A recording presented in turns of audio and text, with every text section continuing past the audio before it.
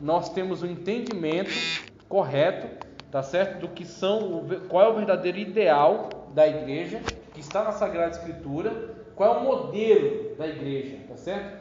O que Jesus Cristo deixou como igreja, o que os apóstolos entenderam como igreja, daquilo que Jesus Cristo ensinou. E a partir de um modelo ideal de igreja, nós precisamos entender em que situação está a nossa igreja, para que a gente possa buscar um caminho da nossa igreja até a igreja ideal. Talvez a gente não chegue, mas nessa busca a gente se aproxima. Professor Júnior, particularmente, eu percebi uma grande diferença. Aqui a gente está sempre preocupado com o financeiro, sempre essa coisa muito. Eu vejo também a igreja, da igreja, nós também. Isso reflete na igreja. Essa coisa muito empresa, muito. É sempre visando o financeiro também. Certo. Lá eu observei uma coisa: o culto lá tem a igreja, mas na semana tem visita em casa de órfão e viúva. Tem muita atividade, né? Aí você vê o céu descendo, meu irmão. Certo. E é exemplo para aquelas 3 casinhas lá que são idólatras, católicos, ver o fogo descer e querem conhecer esse Jesus. Aí as pessoas querem saber, né? Porque elas estão vendo a manifestação de Deus. Pois é, isso foi uma coisa que me chamou muita atenção, porque eu tenho um pouco, não sou do berço evangélico, né? Sou uma família católica. Sim. Família bem católica, bem religiosa, né? Certo. E quando eu fui para Minas a primeira vez, nós só moramos no meio do mato lá. O sítio dela é 8 km da cidade, né? Mas eles têm culto, tem uma igreja que eles cultuam na Bíblia lá. Mas na semana, em domingo, é nas casas, tá? Aí faz culto nas casas. Nas casas, assim, casa de católico, com várias imagens e tudo. E vai lá e faz culto, evangelístico. Culto, aceitam Jesus, coisa mais linda. Maravilha. Aqui, particularmente, eu não posso criticar porque eu não faço, né? Sim, eu sou muito falho. Certo. Mas eu percebo que poderia ter um trabalho mais dinâmico, mais focado para as famílias, né? Certo, Na casa de fulano, de outro irmão. Culto nos lares. Em metodologia de evangelismo, a gente falou que é o método mais eficaz de evangelismo culto nos lares. Porque aqui, a igreja você cresceu vai muito dar através disso aí. na sua vizinhança, né? Os louvores e tal, né? Você recebeu os irmãos lá, fazer um culto.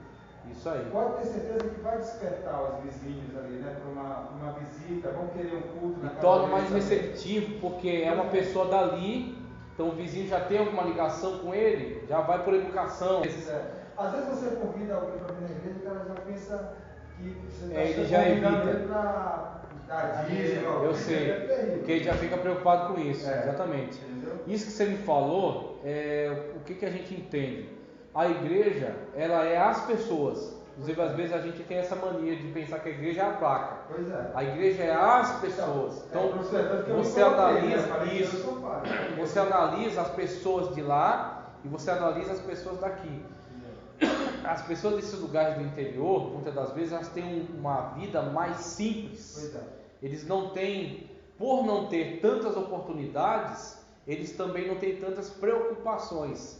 Por não ter tantas preocupações, muitas das vezes eles conseguem entregar mais na obra de Deus. Sim. Em se dedicar, eles frequentam uma oração no meio da semana, eles vão para cultos nos lares, eles fazem evangelismo, eles têm um culto mais simples também. Então você tem toda essa dinâmica. Sim. Se você for pensar problemas dessas igrejas do interior, muitas vezes você vai encontrar qual é o tipo de problema? É um pouco mais humilde no sentido de poucos recursos. Pois é. O pessoal não tem muitos recursos. Que nem o presbítero Samuel falou de igrejas na Bahia que assim, nem todo mundo tinha Bíblia. Poções. Nem todo mundo tinha Bíblia. Então ele levou um monte de Bíblia, levou roupa, as pessoas tinham poucas roupas, né? Então você olha para a situação dessas igrejas, o que você vê? Você vai ver poucos recursos, você vai ver pouco conhecimento.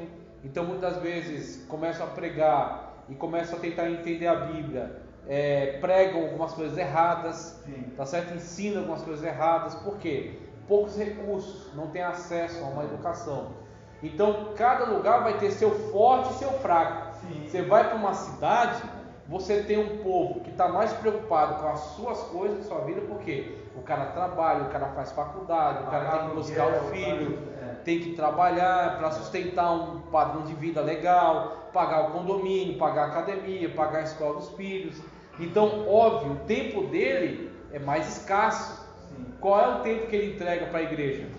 Male um culto de terça para um culto de ensino, outro vem no culto de quinta, numa campanha, e domingo. Para você fazer mais do que isso, é assim, é um sacrifício.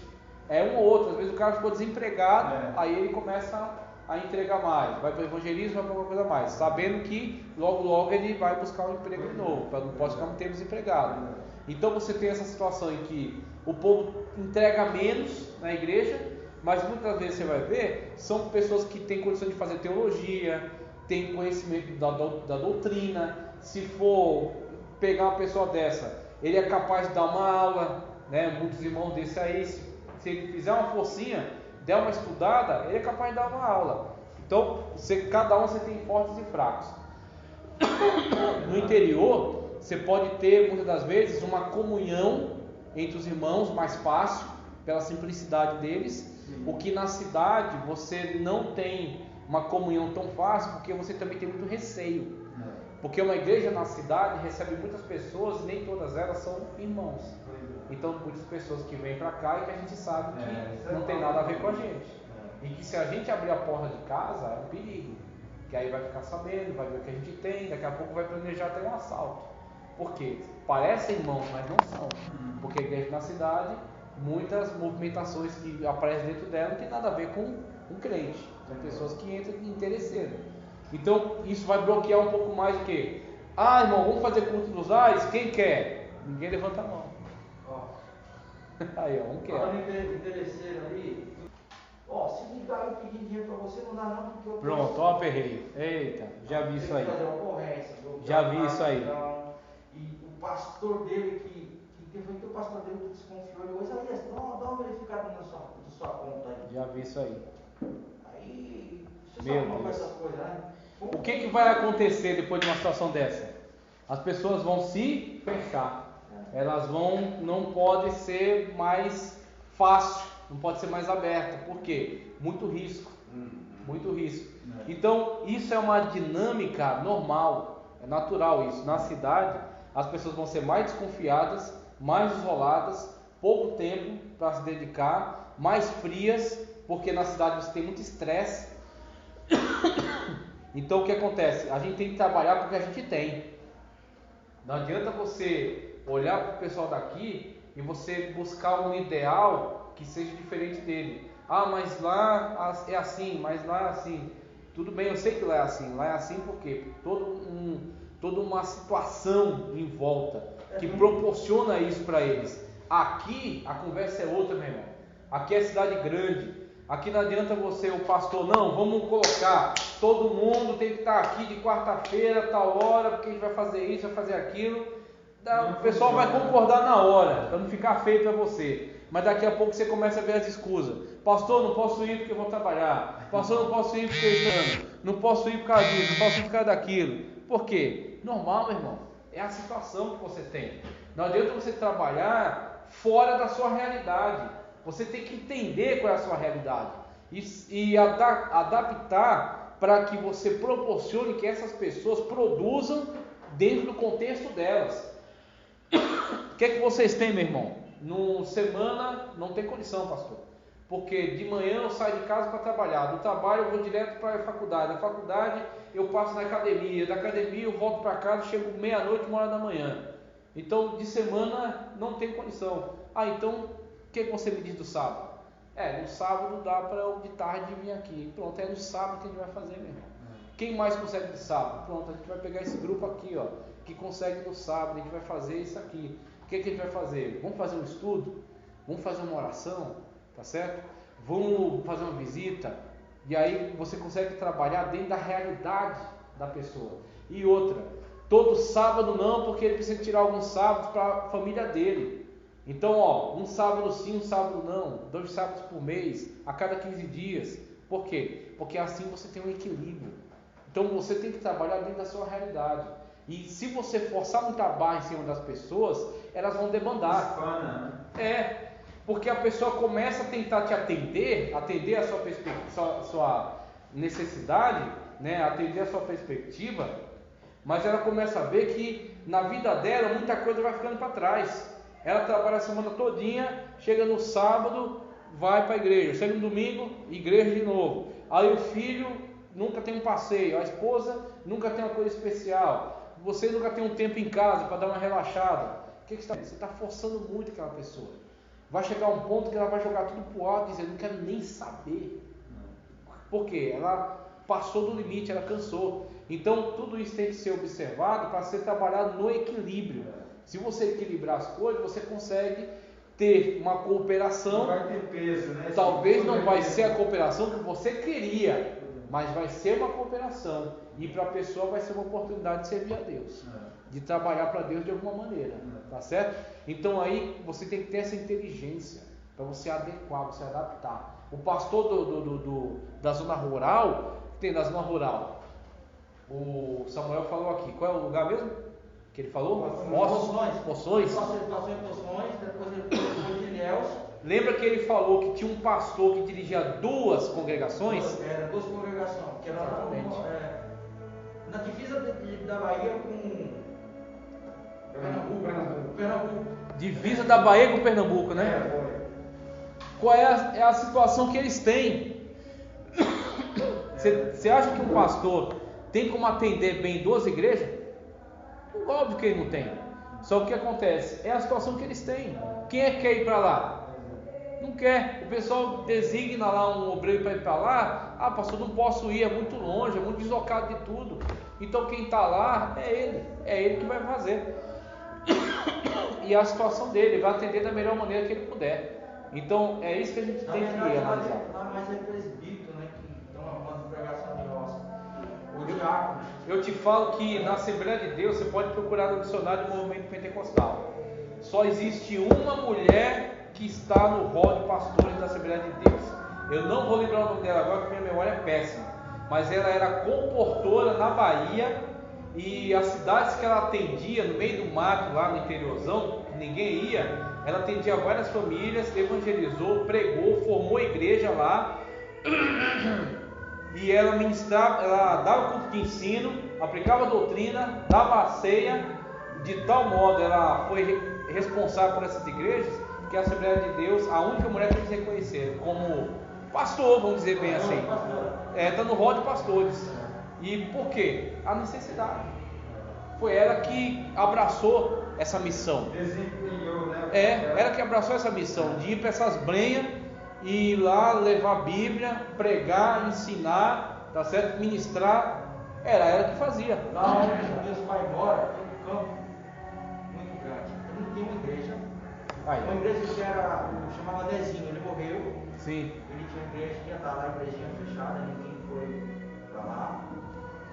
E aqui no domingo tem os campos de futebol que faz assim. Fica lotado. E tem muitas igrejas dessas. Sabe a minha Bíblia?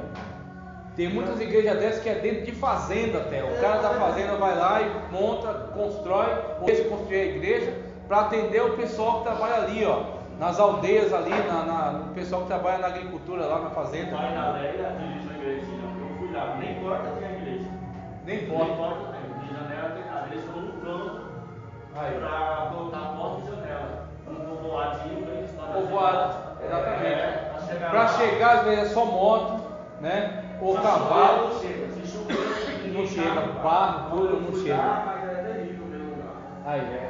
Eu fui numa dessas, na cidade que eu nasci, em Pernambuco, que é uma cidadezinha bem atrasada, bem interior. Agora que está ficando melhor a coisa lá.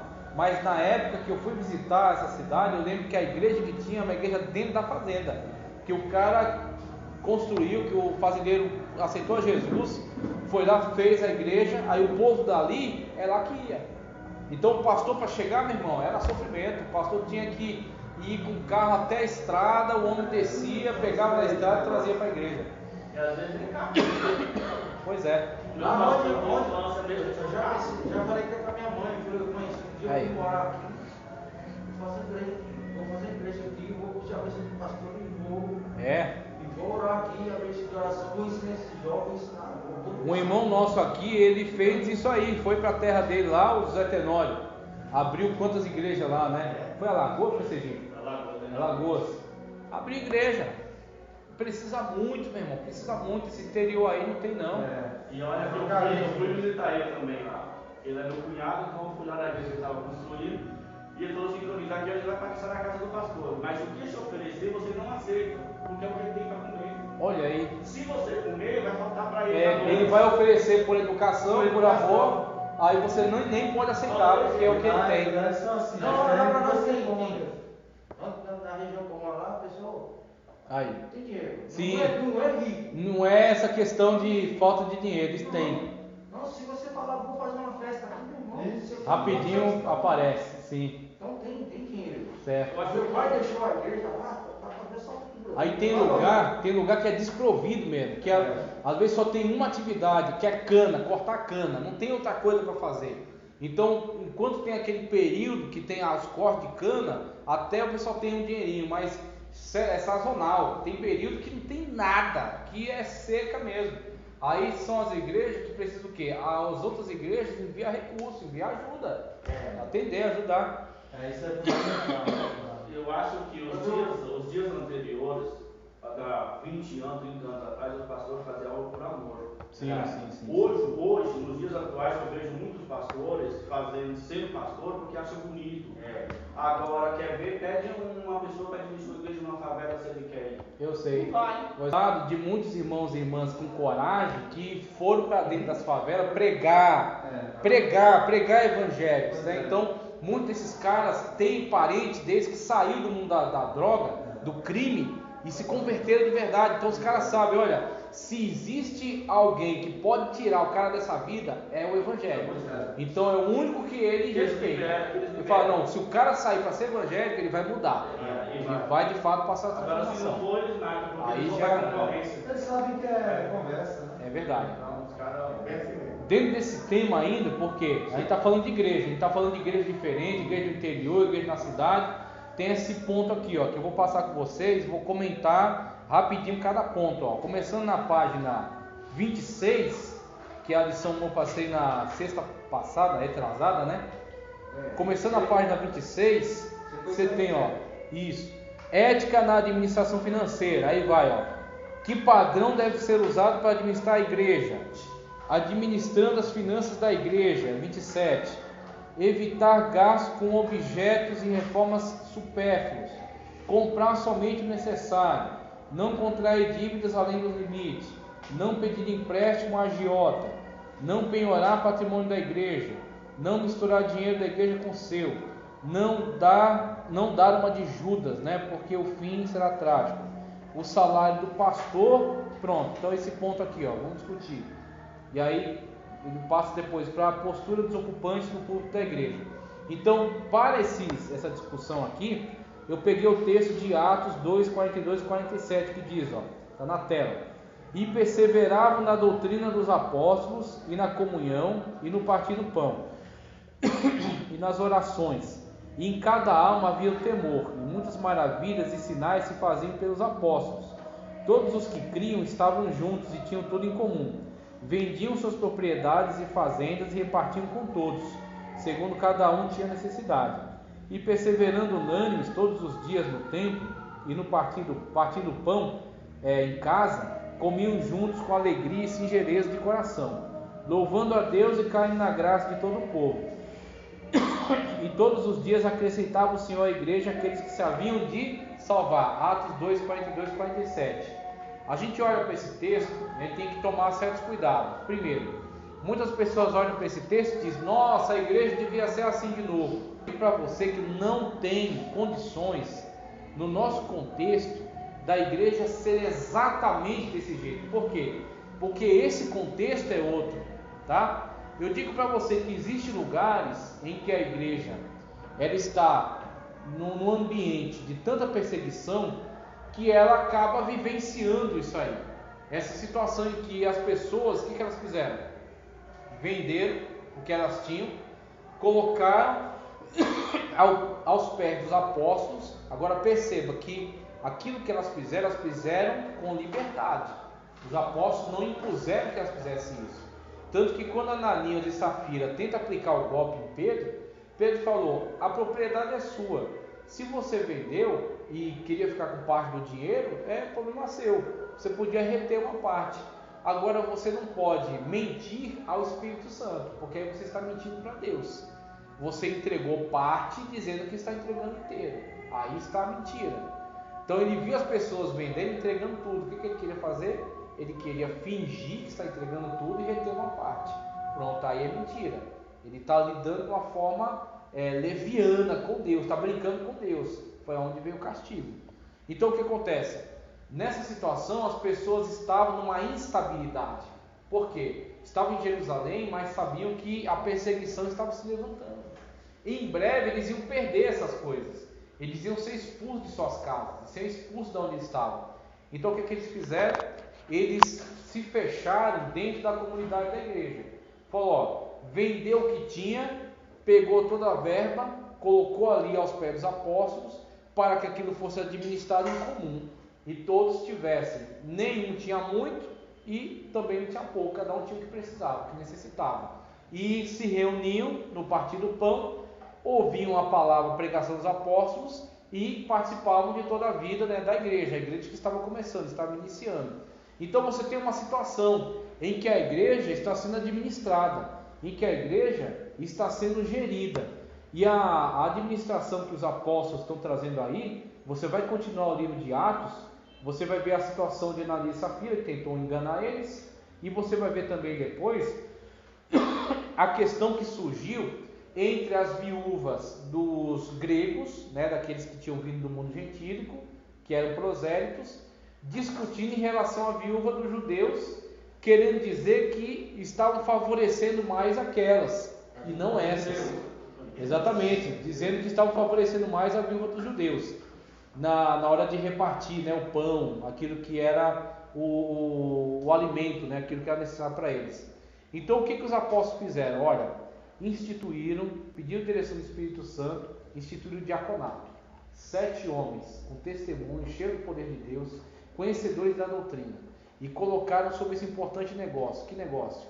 Administração, gestão, administrar os bens em comum, para que os apóstolos eles não tivessem uma perda na administração doutrinária. Então a partir daí você começa a ver algo importante.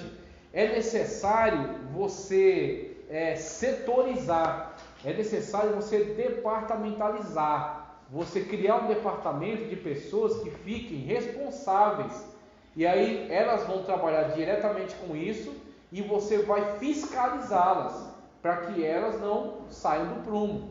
Então com isso você está criando uma administração das coisas de Deus, dos bens da igreja de Deus, para que aquilo seja feito de forma honesta, de forma justa, sem prejudicar a pregação do Evangelho por parte dos apóstolos, sem prejudicar o ensinamento, a oração, a visitação, o aconselhamento por parte deles. Então essa é a primeira coisa que a gente vê nessa igreja que está nascendo. A partir da inteligência com que eles lidaram com isso no tempo deles, a gente vai aplicar no nosso agora.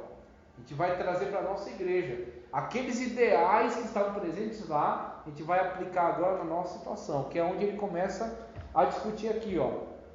Quando ele fala desse padrão, o que é isso?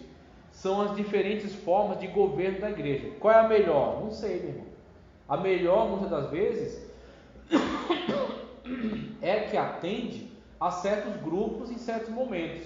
Então, por exemplo, tem essa questão política, de república, de monarquia.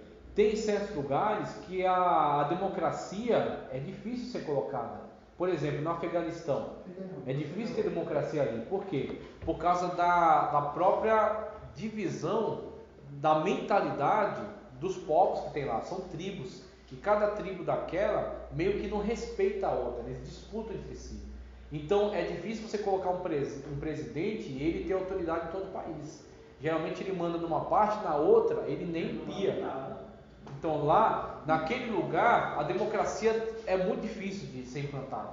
Então lá talvez tenha que ser um governo mais centralizador, mais autoritário. Enquanto que em outro lugar, onde o povo tem uma outra forma de cultura, eles entendem que a democracia é o melhor, porque cada um pelo menos vai votar e vai decidir se quer esse presidente ou quer outro presidente. Então, cada lugar funciona de uma maneira a partir da mentalidade do povo. Assim também a igreja. Você tem um sistema episcopal, você tem um sistema congregacional e você tem um sistema presbiteriano. O episcopal é o centralizado, é o que funciona na igreja católica, que é um papa que manda em toda a estrutura da igreja. E aí ele delega autoridade aos cardeais, aos arcebispos, aos bispos, né, aos diocesanos e por aí vai, os padres, e descendo toda a hierarquia. Mas vem de uma cabeça só, vem lá de cima, do Papa, sistema episcopal, que centraliza no Papa. O Papa está no topo da pirâmide. Aí você tem um outro sistema, um congregacional. O congregacional é o seguinte: cada igreja se vira por si mesma. Cada igreja ela é autogestora. Quem vai dizer o tamanho daquela igreja é ela mesma. Se a igreja cresceu e tem muito dinheiro, e compra muitas terras, e cresce, e tem uma catedral, pronto, é problema deles, eles administram o próprio dinheiro. A outra igreja é menor, então é porque o povo é mais pobre, tem poucas pessoas, e eles se administram. No sistema congregacional, cada igreja administra seu próprio dinheiro, o dinheiro não sai dali, fica ali mesmo. Eles escolhem seu próprio pastor, então você tem lá as pessoas que se candidatam, eles vão lá e votam, e escolhem quem vai ser o pastor. O pastor tem aquele período de gestão, depois vota para ele continuar ou para colocar outro. Então é meio que uma democracia ali. E ele só tem uma organização central para decidir sobre doutrina, que nem uma igreja batista, que é um sistema congregacional. Só vai ter uma organização, uma reunião das lideranças quando algum pastor batista pisa fora da risca. Aí se reúnem para discutir se aquele pastor pode ser desligado da convenção. Aí eles podem tirar o cara da convenção. Mas quer saber de uma? Eles podem até tirar aquele cara da convenção, dizer, ó, esse aqui não é mais um pastor batista. Mas se a igreja local quiser manter aquele pastor, ele fica. Porque cada igreja é que se administra, tá certo? Então a igreja como que contrata e paga aquele pastor, com o dinheiro que fica ali dentro mesmo sendo administrado. Então você tem um sistema congregacional. Vira ponto, então. Oi? Vira ponto, não vira setor. Tipo, é um ponto, a igreja está ali, aquela igreja está numa região, por exemplo, aqui é Madalena. É Madalena, mas ela é ligada em outro, no setor. E no nosso sistema é centralizado. É centralizado. É, exatamente. E a Batista é só descentralizado. Cada um, essa igreja, se fosse uma Batista, essa igreja seria independente. A gente não ia prestar conta financeiramente para a sede. Obrigado. A gente só ia prestar conta doutrinariamente. Se você pisar fora da doutrina, aí eles se reúnem e decidem ou para você se arrepender e pedir perdão. Franquias, né? São com franquias, exatamente. Aí tem outro sistema que é chamado presbiteriano. Como é que funciona o presbiteriano? Ele parece episcopal, só que o que ele faz? Ele não mantém a gestão numa cabeça só. Ele tem uma equipe. Então tem uma mesa diretora. Uma mesa diretora, aquela mesa diretora, ou a convenção. A convenção vota pelos projetos. Olha, vai votar para ver quem vai ser o presidente. Pronto, o presidente é esse aqui. O presidente vai colocar os projetos que vai ser desenvolvido na gestão dele. Vamos comprar templo, vamos reformar templo, vamos comprar instrumentos musicais. Aí a mesa diretora, ela tem poder de veto. Falar, não vamos fazer isso. A gente vai, na verdade, economizar, porque tem dívidas a pagar. Então, segura um pouquinho aí. Então você tem um governo compartilhado. Você tem uma pessoa que toma decisões, mas a decisão dela pode ser barrada pela mesa diretora, pelos aqueles que integram a mesa. Então você tem o chamado sistema presbiteriano. Então você tem os presbíteros e os presbíteros votam para que um seja o pastor. E o pastor preside. Só que o pastor, as decisões que ele toma pode ser barrada pela mesa diretora. É o nosso sistema. O nosso sistema, exatamente. Em parte. Então o nosso sistema, ele adota a base do sistema presbiteriano. Aí adapta um pouco. Então a gente tem um sistema onde a congregação não decide o que ela faz. A congregação, ela arrecada, né? Ela paga aquilo que é o básico, aluguel, água, luz, tal, e ela vai lá, faz um relatório bonitinho e manda para a sede. Aí se tem alguma coisa a mais, aí precisa que a sede autorize. Então, pagou a conta, pagou a água, a luz e aluguel, aí para fazer uma coisa a mais, você precisa da decisão da sede. Ah, isso é bom, ah, isso é ruim. Tem seus lados bons e seus lados ruins. O bom é o seguinte, quanto mais você tem esse sistema onde mais pessoas participam da decisão, menos decisão exageradas você tem. Então, por exemplo, o cara assume uma pessoa na igreja e ele é meio maluco, e ele é megalomaníaco, quer comprar mármore, quer fazer absurdos, aí ele pega e esgota o caixa da igreja, gastando isso. Daí, daqui a pouco chega uma crise, umas famílias lá passam um sufoco. Por exemplo, acontece uma tragédia que nem aconteceu em Petrópolis. Um monte de família pelas casas. O que eles vão fazer? Precisamos de ajuda. Aonde? Na igreja. Tem no caixa? Zero. Por quê? O pastor comprou um piano de 50 mil reais. Comprou um carro para a igreja, uma van de última geração de 110 mil reais. Ele esgotou o caixa da igreja. Por quê? Porque a decisão era toda dele. Sei lá. Então, a decisão era toda dele. Se você tem um sistema mais centralizado, para ele tomar uma decisão dessa, ele tem que pedir autorização. Aí os caras vão dizer, não precisa comprar mais cara, compra aquela outra, compra a perua, que é bem mais barata, é a mesma coisa. Vai levar a gente do mesmo jeito. A luz. Exatamente. Aí onde muitos caras ficam loucos, o que eles fazem? Caixa 2. Por quê? Porque ele quer ter o controle. Aí ele vai no relatório, ele buqueia no livro 2, no caixa 2, né? E aí faz muitas das coisas por fora, mostra para os outros o que está fazendo, o que está acontecendo e tal. O pessoal, como é que ele consegue? Ah, irmão, é Deus operando. É Deus ou é o caixa 2 que ele fez? Por quê? Porque ele está em contradição com a estrutura da sua igreja, ele está desobediente. Está roubando, na verdade. Está roubando. Agora, só tem uma coisa que não é tão agravante. Às vezes ele faz isso e aplica na própria igreja. Sim, mas pelo menos. Mas tudo bem. Mas mesmo assim ele está errado. O pastor, eu sei que ele tem autonomia Mesmo assim, ele na tá errado. congregação para fazer, administrar do jeito que ele quiser. Estou falando financeiramente e aqui fisicamente. Sim. Só que ele tem normas. Tem normas a obedecer. Ele tem normas a obedecer. Exatamente. Isso aí está fora da norma. Está fora. Então, automaticamente ele está pecando. Está erradíssimo, está pecando. Está pecando, está atentando contra as normas que ele concordou. Porque tudo que você faz escondido do seu chefe ou da sede é roubo. É roubo. Então, aí tem outros que. Por exemplo, eu troco essa lâmpada. Tem outros que, como agravante. Está no relatório. Eu tenho que fechar a porta. Eu tenho que estar no relatório. Além de ele fazer o caixa 2, ele ainda gasta para ele mesmo. Aí, meu irmão, é crime.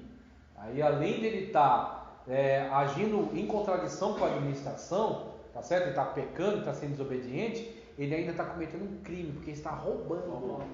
Ele está roubando. Aí, cabe aí, meu irmão, até polícia, porque ele está metendo a mão e roubando dinheiro da igreja. Não, e o pior de tudo é pregando. Então, e falando sobre isso. Na verdade, é pior. A situação é essa. Como é que o cara consegue ter essa dissimulação? Chegar no púlpito e falar assim, tá aí, ó, não peguei nada. E fazendo caixa 2. E fazendo caixa 2. Isso é um cúmulo da situação. E aí, o que acontece? Eu estava até conversando com o Sebastião. Muitas das vezes, muitas mensagens, mesmo sendo mensagens boas, bem pregadas, cara que prega muito bem, mas o pessoal não recebe. Não recebe por quê? Porque a pessoa ouve ele falando, mas sabe, olha, aquilo que ele está pregando, ele não faz. Ele está pregando para os outros fazerem, mas ele não faz. Ele está em contradição com a própria mensagem. Se o cara está em contradição com a própria mensagem, quem é que recebe a mensagem dele? Não recebe, bate xoxo, né, que nem diz o outro. Então, pode falar. Mais importante é o crescimento espiritual. Mais importante são as almas. Então, o gestor, como ele está um pouco distanciado, então qual o controle que ele tem? Relatório. Relatório sobre o quê? Sobre finança. A pasta de missões, a pasta, né, que vai lá, os dízimos que foram entregues, aquilo que foi empregado na igreja como reforma, ou como manutenção, ou como despesas. Então a pessoa acaba ficando restrita aos números. Isso aí é muito comum. Porque ele é bom, porque ele é ruim. Não é, isso é humano, isso é normal. A pessoa tem tantos encargos que ela acaba se detendo aos números. Sobre o relatório está alto, então está bom. O relatório está caindo, então ele está lá. Só que aí nem sempre o relatório reflete toda a realidade. Muitas das vezes a pessoa, aquele dirigente precisou trazer algumas instruções, alguns esclarecimentos sobre questões doutrinárias mais importantes. Precisou muitas das vezes chamar pessoas à atenção, porque estava com um comportamento anticristão, um comportamento de pecado. E isso ofende algumas pessoas e às vezes algumas pessoas não aceitam permanecer ali e saem. Aí você tem a situação: será que um relatório ele diz tudo sobre como é uma igreja, espiritualmente falando? Se assim fosse, Laodiceia seria a melhor igreja de todas, porque é que tinha um relatório mais alto. A igreja de Laodiceia tinha um relatório mais alto de todos, e era pior espiritualmente falando. A igreja de Esmirna, no relatório, era péssima, era fraca. Então, como Cristo mesmo falou, dizem que você é pobre, mas você é rico. É rico o quê? Diante dele, espiritualmente falando, tá certo? Então o relatório não diz tudo, o relatório diz uma parte. Diz que, olha, está tendo pouca entrada, está tendo muita entrada, mas esse pouca entrada, muita entrada, ele só pode ser conciliado com uma análise melhor sobre a vida da igreja. Aí, para você ter essa noção de como está a vida da igreja, você tem que se aproximar mais, tem que se chegar mais. E aí, claro, muitas das vezes, a pessoa que está acima, e aí só ela pode dizer isso, eu não tenho como dizer, que eu não sei as incumbências que ele tem, devido à sobrecarga de responsabilidades, ele não consegue se aproximar tanto, ele fica mais no relatório. O relatório não diz tudo, o relatório só diz uma parte. Então ele tem que criar uma estratégia, ou para que ele se aproxime, ou para que alguém que ele confia se aproxime, para observar melhor. Então pediu relatório de membro também, de ajuda. A igreja tem que ter o controle se ela perde o controle, ela precisa organizar. Verdade. Tem que ter o controle de membro, ofertante, dizimista, quantas pessoas tem. Para você ter noção do pastor, tem isso. Pois é. Tem isso aqui, pastor. Você está permitindo que um mal comece a se implantar e crescer. Quando esse negócio estourar, você vai ver a bagunça que vai dar. Tá certo? É que nem em Petrópolis. Olha, cadê os geólogos estudar o terreno? Cadê a defesa civil estudar a situação das casas? Cadê a prefeitura ir lá e remover o pessoal da área de risco? Fez? Não. Aí o que acontece? Bate uma chuva lá em cima, desce barro e mata. Já mais de 100 pessoas morreram já nesse negócio aí. Esse número, você acha que foi só 100? Eles nunca vão saber quantas pessoas morreram ali. Que casas que foram soterradas e estão embaixo daquele barro, eles nem sabem. E às vezes a família inteira morreu ali. Morreu e ninguém sabe. Eles nunca vão saber quantas pessoas morreram nisso aí. E o que foi isso? Irresponsabilidade. O cara tinha a obrigação e não agiu a tempo. Aí quando chegou o momento da dificuldade, levou todo mundo. Assim também acontece. Você vai deixando. Aí vai aumentando o pecado, vai multiplicando as discórdias, vai multiplicando o problema entre as famílias. Quando estourar essa bomba, aí você vai ver o tamanho do prejuízo. É divórcio aqui, é divórcio ali, é abuso, é saída de membros da igreja, pessoas desviando. Por quê? Você não cuidou, meu irmão. Você não fez o preventivo. Você não fez o trabalho preventivo. E aí, se você não faz o preventivo, você está alimentando uma bomba que vai explodir depois. Pode falar. O que eu vejo no meu ponto de vista. Posso te falar uma coisa? Na maior sinceridade? O cara, para mim, ao meu ponto de vista, tá? Ele vai ser um pastor setorial, ele tem que ser só pastor setorial. Ele vai ser um dirigente local, qual é a sua atividade? Você viaja muito, você não tem como ser um dirigente. Põe uma pessoa que vai estar presente aí. Vai para o pastor setorial, qual é a sua atividade? Eu tenho que fazer viagem. Então, a situação do nosso pastor mesmo. Mas o segundo, meu irmão, não adianta você ficar se substituindo toda hora pelo segundo.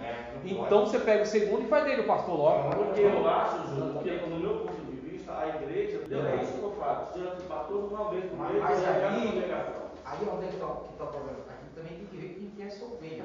Porque tem ovelha que ele puxa. Não, ovelha não, é geral, é tipo empresa. Então, por exemplo, eu vou chegar lá, vou vir aqui, vou fazer uma reunião. A gente está conversando aqui sobre isso. Quem é que conseguiu uma estratégia que se parece mais com o que a gente está falando. Talvez a gente não goste tanto desse sistema, mas em relação a isso, eles estão mais próximos do que a gente está falando, que é o sistema congregacional. A igreja remunera aquela pessoa, e aquela pessoa trabalha só para a igreja. Então, a vida dele, ele é remunerado para ele ficar à disposição da igreja. Tá certo? É para isso que ele trabalha. Ele visita, ele cuida, ele preside o culto, ele dá os estudos, ele faz o que for preciso. Por quê? Porque ele trabalha só para aquela igreja. Então, na minha visão, por isso que você tem em Atos dos Apóstolos, por que os caras criam o diaconato? Para os apóstolos não ter nenhum problema de perda de tempo com problemas administrativos, para só pregar, orar, evangelizar por aí, fazer o trabalho deles de apostolado, só cuidar disso. Então, quer dizer, a vida deles era para isso. Também concordo. Se você tem uma pessoa que ela está dividida entre várias funções e funções importantes, ela não vai ter como entregar muito aqui. Por quê? Porque ela tem outras incumbências muito sérias. Então, aquilo lá, a gente precisa ter uma compreensão, não vai dar para cobrar tanto nessa área, porque ele não tem, ele está atendendo outras coisas.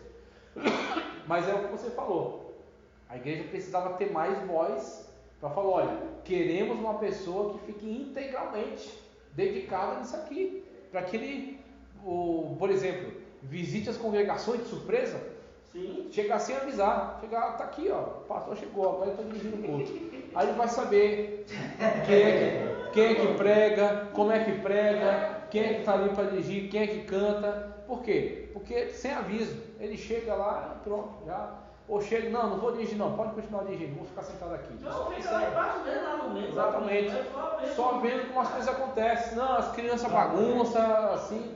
Aí o que ele vai observar? Ele vai observar a igreja na realidade. Sim. Na sua realidade. No membro. Exatamente. íntegra, né? Não ali um que ensaiou para mostrar para ele. Fala, não, a real é essa aqui, ó. É do jeito que ela funciona. Quando É assim, assim. o pastor Paulo vem, aí pronto, para a igreja, pronto, recebe uma vaga aqui, não Isso é deixa normal. ninguém estacionar aqui, recebe o irmão, já fica com o presbítero lá no porta lá, Eu fica sei. o irmão lá. Meu irmão, eu acho assim. Já fica outro lá, aí Desde lá o presidente. Isso é de praxe. Isso aí acontece em todo lugar. O presidente, o irmão mais simples, o tratamento tem que ser igual. Tem que ser, exatamente. Faz Tem que ser. sentido. Porque todos são membros do mesmo corpo. E todos são ovelhas do mesmo pastor. Agora eu acho o seguinte, vem um pregador de fora, né? E aí ele vem de cá. Para ele ser pastor, ele tem que ser ovelha, ele tem que ter ovelha, senão ele não é pastor. Aí, ó, dentro disso que a gente falou, da administração, né, naquelas formas que eu falei para você, evitar gastos e reformas supérfluas. Como que se faz isso? Se faz isso quando você não tem uma pessoa só decidindo tudo. Por quê? Ela, mesmo que ela queira abusar em algumas áreas, tem outras para brecar. Por isso que alguns sistemas são melhores que outros. Porque se você deixa tudo ao encargo daquela pessoa, não, é uma igreja pequena e ela cuida de tudo. Ela que conta o dinheiro, ela que guarda no banco, ela que gasta. Então tudo vai ser conforme a cabeça dela. E aí, muitas das vezes ela toma decisões que estão erradas, só que ninguém vai ter força para barrar. Por isso que os prédios desse sistema, né? Um síntoma de assembleia. Por isso. Assembleia. Exatamente. Porque senão, meu irmão, aí ele vai pintar o prédio do jeito que ele quiser. Aí quer pintar de rosa, quer fazer. Vira uma loucura. Tem um padrão, né? Tudo conforme a cabeça dele. Evitar gastos supérfluos, comprar somente necessário, óbvio. Por quê? Esse dinheiro, o dinheiro que entra na igreja, ele é um dinheiro que veio da contribuição dos irmãos que deram entregar esse dinheiro como um compromisso que eles têm com Deus para que a obra de Deus cresça. O objetivo com que eles entregaram o dinheiro é para que a obra de Deus cresça. Então, a forma como tem que ser aplicado tem que ser o melhor para o crescimento do reino de Deus. Então, tem que ser aplicado em missões, tem que ser aplicado no material evangelístico, tem que ser aplicado na ampliação do templo, ou na troca, ou na compra do templo. Então, todo aquele dinheiro que entra tem o objetivo principal dele, que é a melhoria, a expansão da obra de Deus. Então, esse é o objetivo principal. Quando você começa a ver esse dinheiro sendo desviado para coisas que você olha e você diz, isso não era necessário, a mensagem que você está passando para a igreja é que o dinheiro que ela tirou do orçamento dela, tá? 10% dizem, ofertas alçadas que ela dá por fora, dinheiro que ela entrega para missões, dinheiro que ela entrega para as campanhas, isso que ela está tirando do orçamento dela, que ela poderia estar gastando, comprando, dando alguma coisa para sua família, que ela está investindo na obra de Deus, está sendo mal usado. E aí, quando precisa, que nem uma situação que eu vi numa igreja em Osasco, a igreja tinha lá um empresário que investia forte, investia pesado na igreja, mas foi um problema desse sistema centralizado. Todo o dinheiro que entrava da congregação tinha que primeiro ir para a sede. Da sede decidia o que ia voltar para a congregação. Só que tinha um problema, estavam fazendo uma obra na congregação, estava lá mexendo nas paredes, aumentando, fazendo galeria, trocando piso, então estava aquela bagunça. Um mês, 2 meses, 3 meses, e o pastor pedindo ajuda para os irmãos trabalhar voluntário, de pedreiro, né, voluntário, pedindo ajuda por fora para comprar material, até que o homem chegou no pastor, pediu uma reunião e falou: pastor, eu estou decepcionado, e assim, eu vou sair da igreja, por quê? Eu sei que eu invisto pesado aqui, para ver a igreja crescer, para ver a igreja desenvolver, e o dinheiro que eu invisto aqui está indo para onde? Que essa reforma não acaba nunca, que tem que ficar pedindo serviço voluntário dos irmãos, que tem que fazer campanha e vender marmitex para comprar os materiais. Cadê o dinheiro que a gente investe aqui? O dinheiro está indo para outro lugar, e a sede nunca decide por terminar a obra lá, vai reaplicar em outros lugares, em outras coisas. Exatamente. O que o pastor teve que fazer? Chegou no pastor setorial, explicou a situação, e aí eles tomaram consciência, falou: opa, a gente vai ter que resolver esse negócio aqui rápido. Então o que acontece? Muitas das vezes falta essa consciência de gestão, de que, olha, temos as congregações e temos que priorizar, porque é dali que vem. O que é a sede se as congregações, meu irmão?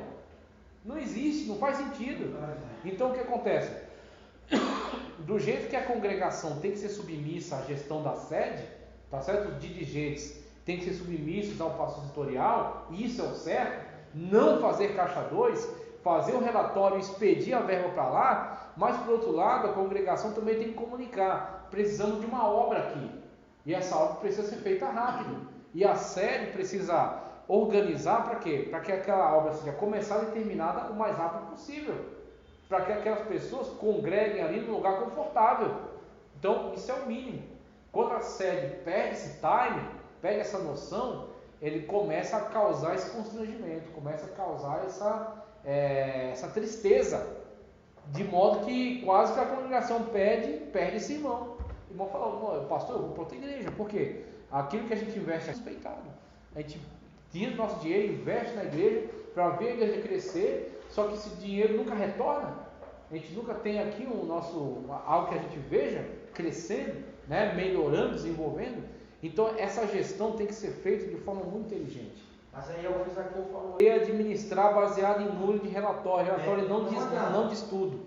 Você tem que ver, você tem que participar, você tem que se envolver, você tem que ir sem marcação e pegar as coisas como elas acontecem na realidade, para que você possa ter uma noção da qualidade do que está sendo feito ali.